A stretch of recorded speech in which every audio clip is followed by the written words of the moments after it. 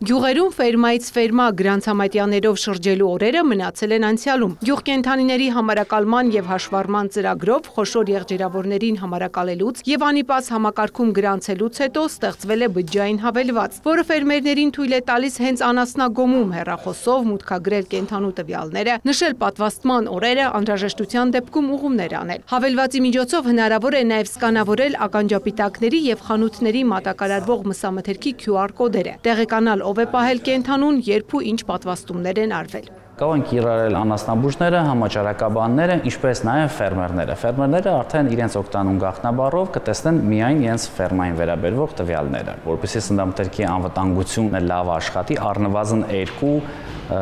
մինիմում կետեր կա, որ պետք է ապահովել։ Դա մեկը կենդանիների համարակալում եւ հաշվառումն է, մյուսը ցանքատարածությունների հաշվառում համարակալումը, այդտեղից սկսում արդեն մնացածը։ Բջջային հավելվածի գործարկումը կդյուրացնի նաև անասնաբուժների աշխատանքը։ Հիմա նրանք կարող են տեղում գրանցումներ անել, ինչպես նաև անմիջապես համակարգից հանել մորթի ենթարկված կենդանիների տվյալները։ Փոխնախարարի խոսքով սա կարևոր քայլ է սննդի շղթայի հետագծելիության, վերահսկողության և թափանցիկության բարձրացման ուղղությամբ։ Մարդիկ ոչ միայն կիմանան ինչ են ուտում, այլև վստահ կլինեն, որ մսամթերքն անցել է անհրաժեշտ բոլոր ստուգումները։ Շատ կարևոր է, որ մեր սպառողները իրազեկ լինեն, թե սպառման կետերից ինչ միս են իրենք գնում, հետևաբար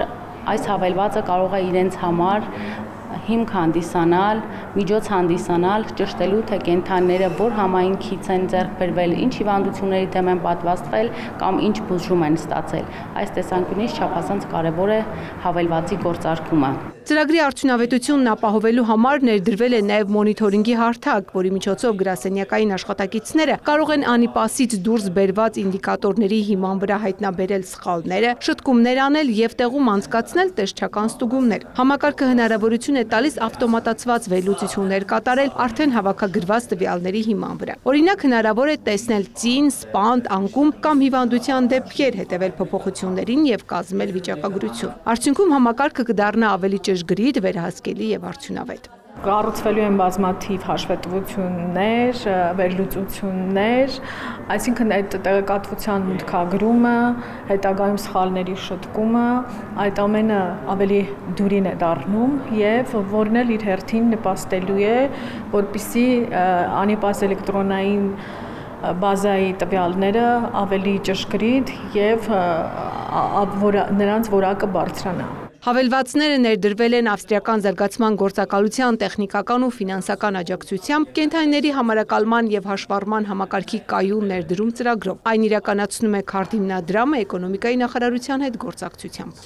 Ծաղկանուշ Միրզոյան, Դավիթ Մաչկալյան, լուրեր։